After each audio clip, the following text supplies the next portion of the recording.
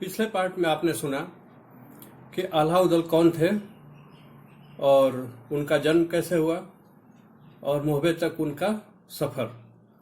नमस्कार दोस्तों, मैं हूं आशुतोष और आज मैं आपको सुनाऊंगा आल्हा का विवाह यानी कि नैनागढ़ की लड़ाई। दोस्तों, नेपाल प्रदेश में एक राज्य था नैनागढ़ और वहां का राजा था राघव बक्ष। राघव बक्ष भी बहुत ही बलशाली और प्रसिद्ध राजा था वहाँ पे। जिस प्रकार से भारत में दिल्ली में पृथ्वीराज चौहान थे, कन्नौज में जयचंद थे, ऐसे ही राघव बक्ष की कृति भी नेपाल में नैनागढ़ में फैली हुई थी। उनकी एक लड़की थी जिनका नाम था मछला। सुनमा भी उसका नाम आता है, लेकिन मछला ही ज़्यादा प्रचलित है। तो मछला भी बहुत बहादुर थी, दिलेर थी। उसके बारे में ये कहा जाता है कि एक बार वो नदी में नहाने गई तो मगर ने उसका पैर पकड़ लिया, तो उसने मगर को ही पकड़ के खींचते हुए राजा के दरबार में लारी और दरबार में पटक दिया था। बाद में उस मगर को तालाब में राजा ने छुड़वा दिया था। तो बहुत बहादुर लड़की थी, वो भी बड़ी हो गई थी और उसकी शादी का भी उम्र हो गया था। तो एक दिन मछला अपनी दोस्तों सहेलियों के साथ बाग के सैर करने के लिए गई थी। तो सहेलियां उस पर टीस करती हैं कि मछला, आखिर तुम्हारा क्या बात है भाई, क्यों नहीं तुम्हारा शादी हो रहा है? तुम्हारे पिता क्या शादी के लिए योग्य नहीं है, शादी करने के लिए तुम्हारे योग्य नहीं है? क्या कारण है, या तुम में कुछ कमी है? मछला को ये बात बहुत बुरा लगता है। वो अपने घर पे जाती है और उदास बैठी रहती है। तो उसकी जो रानी माता है, रानी पूछती है कि क्या कारण है भाई, क्यों इतना उदास हो? तो मछला बताती है कि ऐसे ऐसा बात हुआ। तो रानी जो है वो राजा को बुलाती है और राजा को बताती है कि लड़की की उम्र शादी की हो गई है और हमें शादी की चिंता करनी चाहिए। राजा को बात सही लगती है। तो राजा अपने पंडितों को बुलाते हैं, दरबारियों को बुलाते हैं और इसके बाद में चर्चा करते हैं कि भाई शादी तो करना है, तो उसका क्या प्रोसीजर होगा, कैसे किया जाए। तो इस पे चर्चा हो रहा है, इसको यहाँ पे रखिए। सेम इधर जो मछला है, इसको लगता है कि इसको खुद भी कुछ इनिशिएटिव लेना चाहिए। वो आल्हा उदल की वीरता की कहानी काफ़ी सुन रखी थी और उससे इम्प्रेस भी थी। तो उसने एक चिट्ठी लिखने का फैसला किया। एक चिट्ठी लिखती है आल्हा को कि मैं तुम्हारी राह देख रही हूँ, यदि तुम सही में क्षत्रिय हो तो आके मुझे ले जाओ ब्याह के, और नहीं तो कोई बात ही नहीं है, और यदि तुम नहीं आते हो तो मैं कुंवारी रह जाऊंगी। चिट्ठी लिख के अपना पिंजरे से सुगा को, तोते को निकालती है और तोता को उड़ा देती है।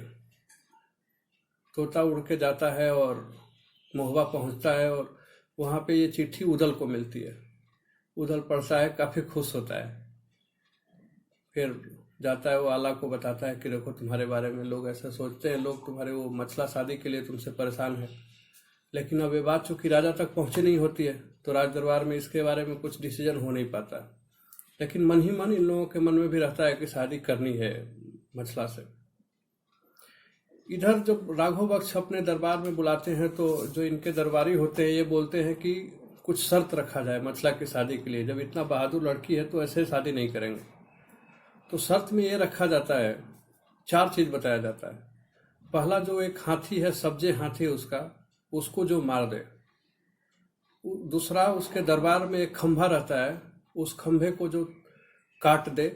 और तीसरा, एक मछली रहती है जो 80 फीट के ऊंचा पे रखा जाएगा और उसका भेदन कर दे दो। और चौथा, जो सबसे मुश्किल था, कि खौलते हुए तेल में जो नहा के निकल जाए। ये शर्त रख दिया जाता है और नेगी को बुलाया जाता है। बोला जाता है कि ले जाओ और जितने भी राजा हैं उनको दे के ये टीका लेके जाओ और जो स्वीकार करता है उसको ये शर्त बताओ। साथ ही साथ राजा ये भी बोलता है कि ये टीका मोहबे में मत देना, क्योंकि मोहबे वाले हमारे कुल के बराबर नहीं है और हम उनके घर में, उनके यहाँ शादी नहीं करेंगे। नाई जाते हैं, नेगी जाता है। सबसे पहले दिल्ली पहुंचता है। पिथौरा राय वहाँ का राजा होता है। पिथौरा राय ने मना कर दिया, बोला हम टीका वापस कर दिया उसने। फिर कन्नौज जाता है। कन्नौज में भी जयचंद टीका वापस कर देता है। काफी उदास होते हैं नाई और वापसी के रास्ते पे चल देते हैं। संजोग से मलखे उसी जंगल में शिकार खेलता रहता है, जिससे नाई वापस जाते रहते हैं। तो नाई की बातों को सुनता है तो बोलता है कि क्या है बताओ। तो नाई बताते हैं कि ऐसा ऐसा बात है, हम लोग टीका लेके आए थे मछला की शादी के लिए, कोई वीर धरती पे मिला ही नहीं जो ये टीका स्वीकार कर सके, ये शर्त स्वीकार कर सके। मलखे काफी खुश होता है, बोलता है ऐसे ही के लिए तो हम लोग बने हैं, हम लोग मोहबे वालों के पास तुम गए थे। तो उसने बोला, जो नाई है, कि मोहबा वालों से उनका शादी स्वीकार नहीं है, क्योंकि वो अपने कुल के बराबर नहीं समझते। मलखे को गुस्सा आता है, बोलता है यही काट दूंगा तुम लोगों को, ये लेके जाओ तुम हमारे दरबार में, ले जाओ मोहबे में, और मोहबे को भी ये टीका दो, नहीं तो मारेंगे तुम्हें, यही मार देंगे। बेचारे नाई लोग डर जाता है, लेके जाता है वो टीका, मोहबे को बताता है कि जो राजा दरबार में पहुंच जाता है, सीधे दरबार में बताता है कि ये शर्त रखा गया है मछले की शादी के लिए। तो इससे आगे कुछ सुने चंदेला राय, उससे पहले ही बोल देते हैं कि ठीक है, ये आल्हा जो है इसको अमर होने का वरदान दिया है माता ने, तो इसको ये टीका दे दो और ये शादी कर लेगा। नहीं बोलता है, महाराज थोड़ा आगे भी सुन लीजिए। तो बताओ, राजा बोलते हैं बताओ। तो बताता है कि लेकिन शर्त उसकी ये है कि वो शादी मोहबा में नहीं करेंगे, वो चंदेल उसको अपने बराबर नहीं समझते। राजा को और गुस्सा आता है, बोलता है अब तो और शादी होके ही रहेगी। बोलता है सभी सरदारों को तैयार हो जाओ युद्ध के लिए। अब उसके सभी सरदार जो हैं बड़े बड़े चंदेलों के, आल्हा, उदल, इंदल, मलिखे, सुलिखे, इंद्रजीत, सियानंद, ताला सैयद, सभी को आदेश दे दिया जाता, सभी तैयार होकर बिल्कुल घड़ी भर में तैयार हो जाते हैं। और सेना पहुंचती है नैनागढ़ की सीमा पे। नैनागढ़ की सीमा पे जाके सेना डेरा डाल देती है। थोड़ा जल्दी जल्दी सुनाऊंगा क्योंकि बहुत ज़्यादा टाइम हो जाता है, संक्षेप में बताना है। मेरा बस ध्येय है कि आपको पता हो जाए। तो सेना पहुंच जाती है नैनागढ़ में। नैनागढ़ के बाद जैसे पहुंचती है तो जो धुंधु रहता है, धुंधु भी एक बहुत बड़ा योद्धा रहता है, तो धुंधु सीधे पहुंचता है राजा के दरबार में। बोलता है कि राजा, अब युद्ध करने से कोई फायदा नहीं है, आप अपनी लड़की मछला की शादी हमारे आल्हा भैया से कर दीजिए और आप हमसे अच्छा संबंध बनाइए। तो हंसता है, उसके जो राघव बख्श के दरबारी लोग होते हैं हंसते हैं। राघव बख्श पूछता है कौन पागल आ गया यहाँ पे, किसको अपने मौत का डर नहीं है, किसके सर पे यम का साया मंडरा रहा है। तो धुंधु भी बताता है कि देखो ये युद्ध होगा तो सब लोग मारे जाएंगे, लेकिन मानता नहीं है। उसने आदेश देता है कि इसको पकड़ो। धुंधु भी गुस्सा होता है। धुंधु का घोड़ा बोलता है कि गिदड़ का मौत मरने से अच्छा है कि यहाँ से भाग लो। धुंधु बैठता है घोड़े पे और निकलते निकलते 100-150 लोगों को मार देता है। अपने पहुंचता है जहाँ सेना का डेरा लगा हुआ है, उसमें बताता है कि वो शादी के लिए तैयार नहीं, वो युद्ध करेगा। युद्ध होता है। अब दोस्तों भयंकर युद्ध होता है। युद्ध 7-8 दिन चलता है। अलग अलग सेनापति अलग अलग टाइम में लड़ते हैं। बहुत लंबा खींचेगा, छोटा छोटा मैं बताऊंगा बिल्कुल। कि पहला युद्ध जो होता है उसका जोगा आता है। जोगा और जो भोगा, दो उसके बहुत बड़े सेनापति होते हैं राघव बख्श के, बहुत बड़े लड़ाके होते हैं। जोगा की लड़ाई सियानन से होती है। सियानन वार पे वार करता है लेकिन जोगा से जीत नहीं पाता है। अचानक से एक तीर लगती है और सियानन मूर्छित हो जाता है। ये बात जब उदल को पता चलती है तो उदल वहां से चलता है गरजते हुए और सीधे उछल के हाथी के मस्तक पे पैर रखता है और जो जोगा हाथी के ऊपर रहता है वहां से उसको नीचे गिराता है और उसका जो गर्दन दबाता है और दबा के उसको अपने कैद में कर लेता है। जब जोगा की कैद की खबर राजा को पता चलती है तो राजा थोड़ा चिंतित होता है कि इनमें है कुछ, लग रहा है। फिर वो भेजता है अमर सिंह को। अगले दिन अमर सिंह आता है राघव बख्श की ओर से। उसकी लड़ाई होती है इंद्रजीत से। इंद्रजीत भी जीत नहीं पाता है अमर सिंह से। फिर इंद्रजीत की सहायता के लिए ब्रह्माजीत आते हैं। ब्रह्माजीत इंद्रजीत का भाई था बड़ा, तो ब्रह्माजीत फिर अमर सिंह को कैद कर लेता है। अगले दिन लड़ाई होती है लाखन और दुर्जन सिंह। दुर्जन सिंह राघव बख्श का सेनापति होता है। लाखन और दुर्जन सिंह में लड़ाई होती है। दुर्जन सिंह भी जीत जाता है लाखन से। फिर आके उसका जो काउंटर अटैक करता है उदल, उदल फिर उसको पकड़ के अरेस्ट कर लेता है, गिरफ्तार कर लेता है। अगले दिन लास्ट में, जब लास्ट वाले ऐसे ऐसे लड़ाई कई 5-6 दिन चलता है, लास्ट में भोगा लड़ने आता है और इधर से मलिखे लड़ने आता है। तो जब एक इंद्र ने उसको, जो राघव बक्स राजा था, उसको एक ढोल, अमर ढोल दान दिया होता है कि यदि तुमको लगे कि तुम हार रहे हो तो ये ढोल बजा दोगे तो तुम्हारे सैनिकों में दूना उत्साह हो जाएगा और तुम्हारे सैनिक इतने स्ट्रांग हो जाएंगे कि उसको विपक्षी दल कुछ नहीं कर पाएगा।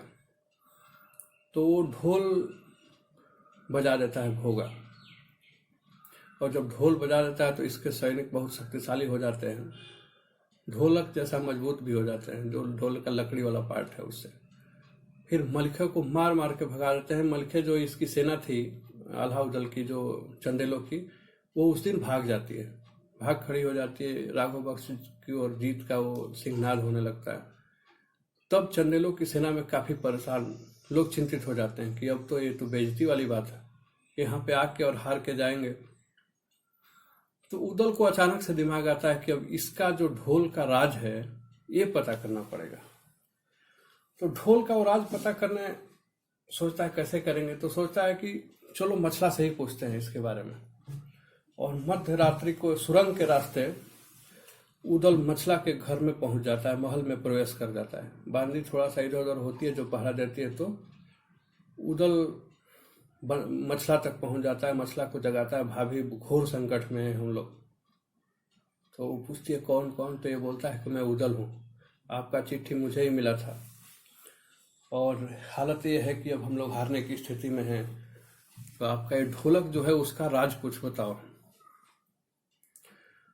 तो मछला बोलती है, हंसती है, फिर बोलती है कि ऐसा करो कि कल जो है मैं कुछ उपाय करूंगी, कल मैं पूजा के लिए जाऊंगी और वहां पे ये ढोलक लेके जाऊंगी, और जैसे मैं इशारा करूंगी तो ये ढोलक तुम लेके अपने सेना की ओर भाग जाना, फिर उसके बाद तुम युद्ध जीत जाओगे।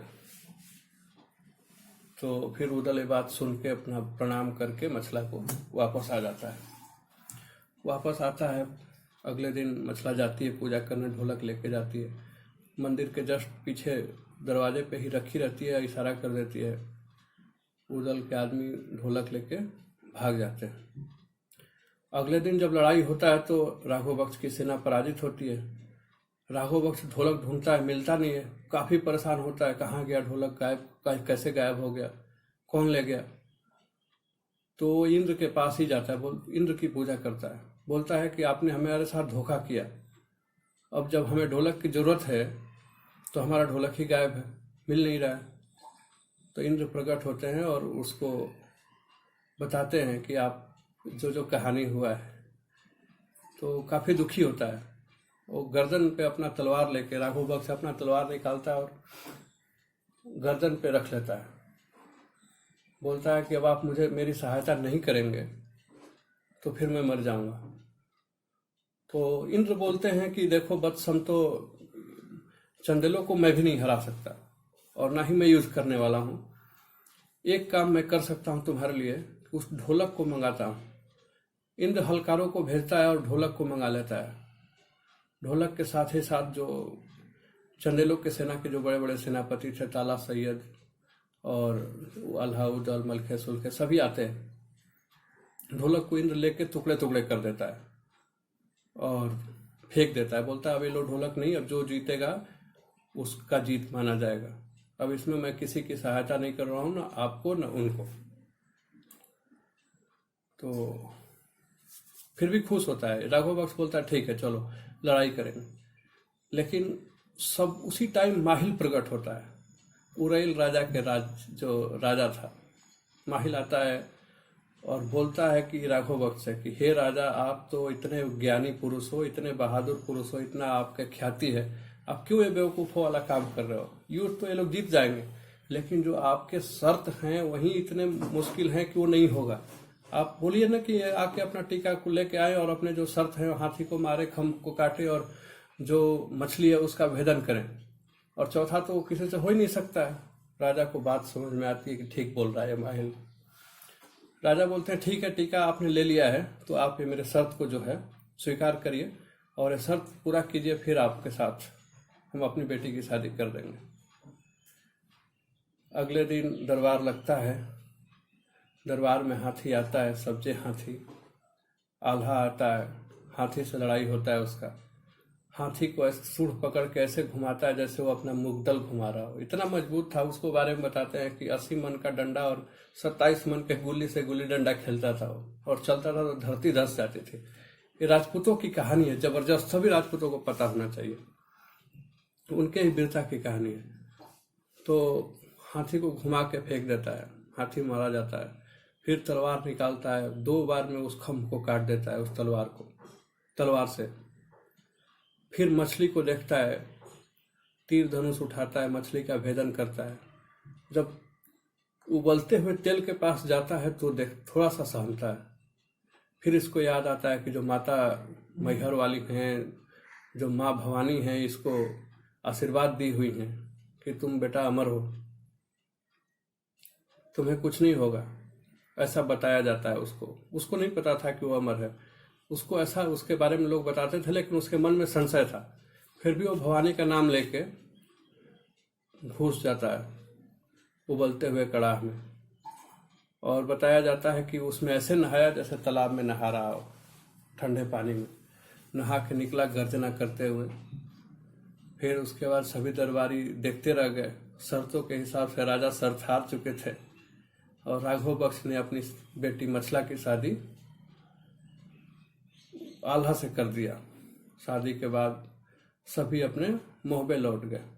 तो दोस्तों, आल्हा की शादी का जो किस्सा है उसको यहीं समाप्त करेंगे। आगे और भी कहानी आपको सुनाएंगे। उदल की शादी का है, मछला हरण है, बहुत सारा, बहुत लंबा कहानी है। अभी 4-5 एपिसोड और बनेगा। तब तक आप लोग देखिए, और यदि अच्छा लगे तो लाइक कीजिए, शेयर कीजिए और सब्सक्राइब कर लीजिए इस चैनल को, ताकि आगे भी मैं आपको और वीडियो बना के और भी बताऊंगा। धन्यवाद।